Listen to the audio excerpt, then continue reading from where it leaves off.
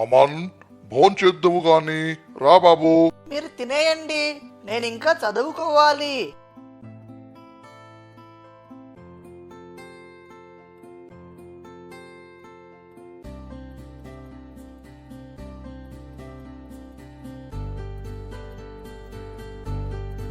ఏమిటి చదువుతున్నావు అమన్?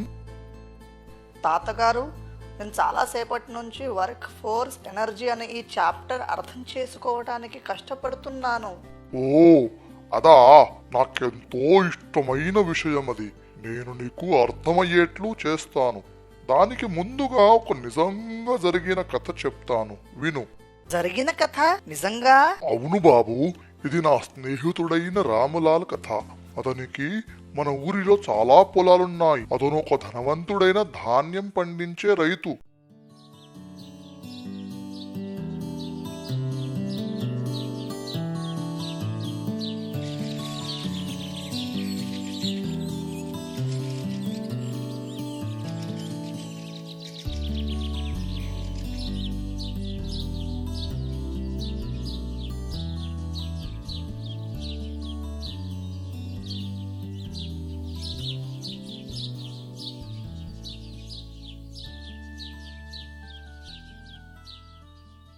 రాములాలకు 3 కొడుకులున్నారు. అందరికైనా పెద్దవాడైన మౌజీరాము. అతనికి గ్రామం నచ్చక పట్నం వెళ్లి తండ్రి డబ్బు అక్కడ వృథా చేస్తుంటాడు. అతను హీరో అవ్వాలని అనుకుంటున్నాడు.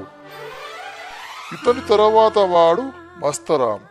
ఇతను పేరులాగే ఎప్పుడు పని చేయక స్నేహితులతో సరదాగా కాలక్షేపం చేస్తూ ఉంటాడు. అందరికంటే చిన్నవాడు మెహనత్ రామ్. అతను కాలేజీలో చదువుతున్నాడు. అతను ఎప్పుడు పని చేయలేదు. రాములాలు ముసలివాడయ్యాడు కాబట్టి తన వ్యాపార బాధ్యతలు ఈ 3 ఎవరికి ఇవ్వాలా అని బాధపడుతూ 3 ఒక పరీక్ష పెట్టాలని అనుకున్నాడు. ఆ 3 ఎవరైతే పరీక్ష పాస్ అవుతారో వాడికే తన బాధ్యతలు ఇవ్వాలని అనుకున్నాడు. అప్పుడు అతను తన 3 కొడుకుల్ని పిలిచాడు. మోజీరామ్, మస్తరామ్, మేనత్ రామ్, మీ 3 ఒక క్షణం ఇక్కడికి వస్తారా?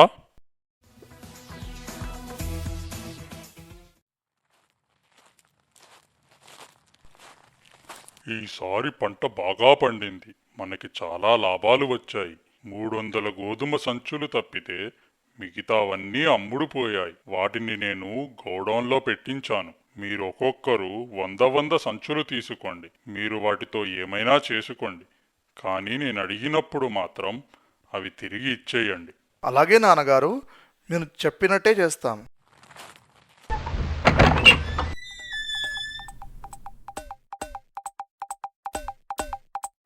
నాకెప్పుడూ డబ్బు కావాల్సి వచ్చినా నాన్న దగ్గరికి వెళ్ళి తీసుకుంటాను. ఎలాగైనా నాకు పట్నంలో చాలా బాగుంది.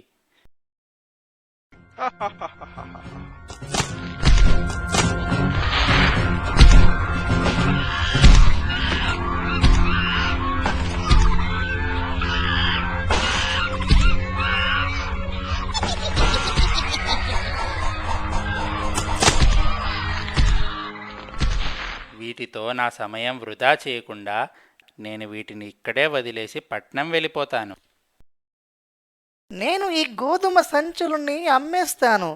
వాటి వలన వచ్చే డబ్బు లాకర్లో దాస్తాను. నాన్న ఈ గోధుమ సంచులని మళ్ళీ అడిగినప్పుడు కొత్తవి కొని ఇచ్చేస్తాను. అప్పుడు నాకు ఈ గోధుమ సంచులో చింతే ఉండదు.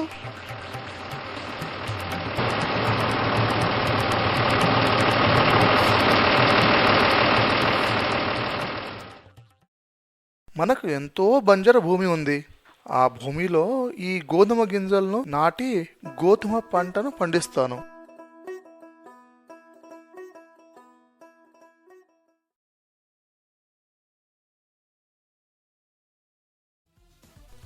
ఆ తర్వాత మౌజీరామ్ తన సంచులను అలానే గోడౌన్లో ఉంచి పట్టణానికి వెళ్ళిపోయాడు.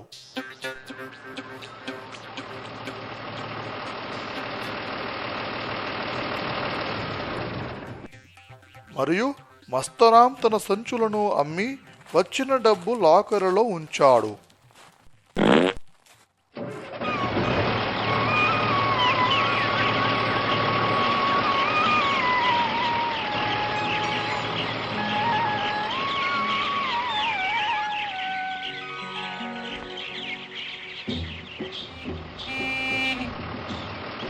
కానీ మేనతరాం ఉద్దేశం వేరుగా ఉంది.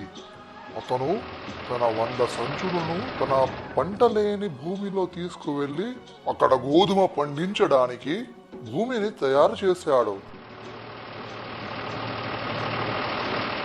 తర్వాత అతను అన్ని గోధుమ గింజలను పాతాడు.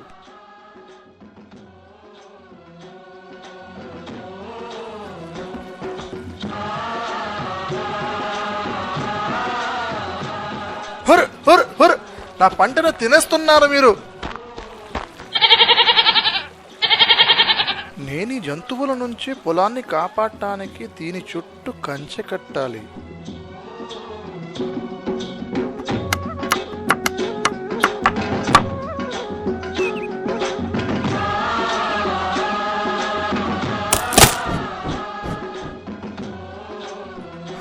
ఇప్పుడు నా పొలం సురక్షితంగా ఉంది.